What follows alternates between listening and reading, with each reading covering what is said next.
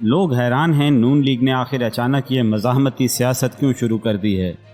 لوگوں کا خیال ہے کہ اس کی وجہ شاید یہ ہے کہ سپریم کورٹ میں 25 جولائی بروز سوموار ہونے والی سماعت میں حمزہ شہباز کی حکومت کو اڑا دیا جائے گا، مگر حقیقت میں ایسا نہیں ہے۔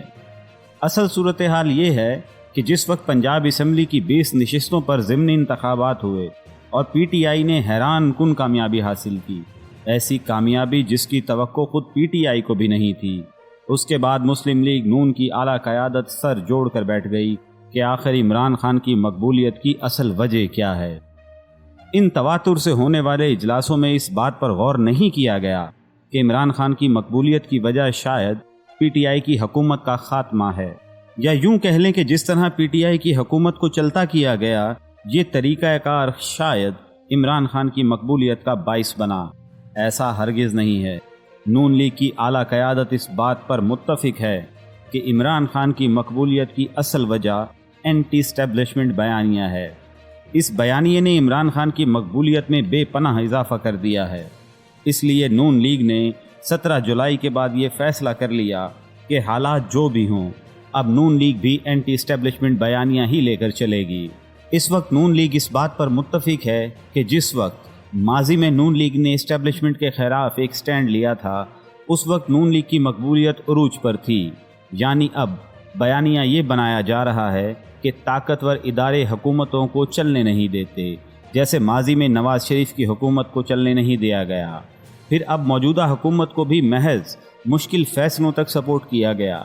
جب حکومت نے یہ مشکل فیصلے کر لیے تو ان اداروں نے حکومت کو سپورٹ کرنا بند کر دیا۔ آپ کو یاد ہوگا جب میاں جاوید لطیف نے پچھلے دنوں ایک پریس کانفرنس کی جس میں انہوں نے مقتدر حلقوں کے بارے میں کافی سخت زبان استعمال کی تھی۔ اس کے بعد مریم نواز بھی ایکٹیو ہوئیں اور انہوں نے عدلیہ پر تنقید شروع کر دی۔ ساتھ ہی خواجہ سعد رفیق بھی بھرپور انداز میں اینٹی اسٹیبلشمنٹ باتیں کرتے چلے گئے۔ نون لیگ کا خیال یہ بھی ہے کہ اسٹیبلشمنٹ نے حکومت سے مشکل فیصلے کروائے۔ پٹرول کی قیمتیں بڑھائی گئیں تو مہنگائی کا ایک طوفان آیا، جس کی وجہ سے مخلوق حکومت خصوصاً نون لیگ کی ساکھ کو بہت زیادہ نقصان پہنچا، اور ساتھ ہی نون لیگ کو الیکشن میں دھکیل دیا گیا۔ تو نون لیگ کا خیال ہے کہ اسٹیبلشمنٹ نے ان کے ساتھ دھوکہ کیا ہے۔ یہاں ایک بات قابل ذکر ہے کہ خواجہ سعد رفیق نے ایک بیان میں کہا تھا کہ عمران خان نے الیکشن جیت کر بھی یہ الزام لگایا ہے کہ دھاندلی کی بھرپور کوشش کے باوجود بھی پی ٹی آئی جیت گئی، لہٰذا اداروں کو اب یہ سوچنا ہوگا کہ عمران خان نے اداروں پر جو پریشر ڈالا تھا اس کی وجہ سے ادارے نیوٹرل تو ہو گئے، مگر پھر بھی عمران خان اداروں پر الزام لگا رہے ہیں، لہٰذا نیوٹرل ہونے کا کوئی فائدہ نہیں۔ پھر مریم نواز نے اپنے گزشتہ بیان میں یہ کہا کہ ایک جیسے بینچ سے ایک جیسے فیصلے کروا کر ہم سے یہ توقع نہ کی جائے کہ ہم سر جھکا کر فیصلے تسلیم کریں گے۔ اس کے بعد جو کچھ بھی ہوا وہ سب کے سامنے ہے۔ صحافی صدیق جان نے خبر بریک کی کہ مسلم لیگ نون نے ایک پی آر کمپنی کے ذریعے عدلیہ کے خلاف ٹویٹر ٹرینڈ بنوائے ہیں، جن میں عدلیہ خصوصاً سپریم کورٹ کے چند جج صاحبان کے خلاف ایک منظم مہم شروع کر دی گئی ہے۔ یہ ٹرینڈ تقریباً ان 500 اکاؤنٹ سے شروع کیے گئے ہیں جن کو مریم نواز فالو کرتی ہیں۔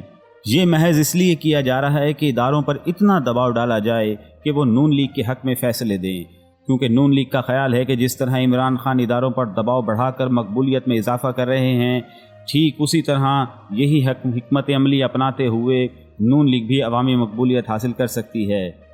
اب یہ بھی ایک حقیقت ہے کہ مریم نواز صاحبہ کا ٹویٹر کبھی 2 ماہ کبھی 4 ماہ کے لیے خاموش ہو جاتا ہے، تو یہ تاثر ملتا ہے کہ اب کوئی بات چیت ہو رہی ہے، اور ہوتا بھی ایسا ہی ہے۔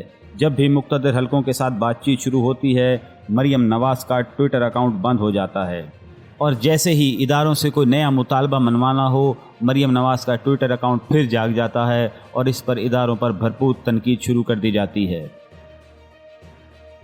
اب بروز سوموار عدالت میں کیا ہوگا یہ تو ہم سوموار کی صبح ہی دیکھیں گے، لیکن فی الحال جو خبر ہے وہ یہ ہے کہ وزیر اعلیٰ پنجاب کی 37 رکنی کابینہ نے حلف اٹھا لیا ہے۔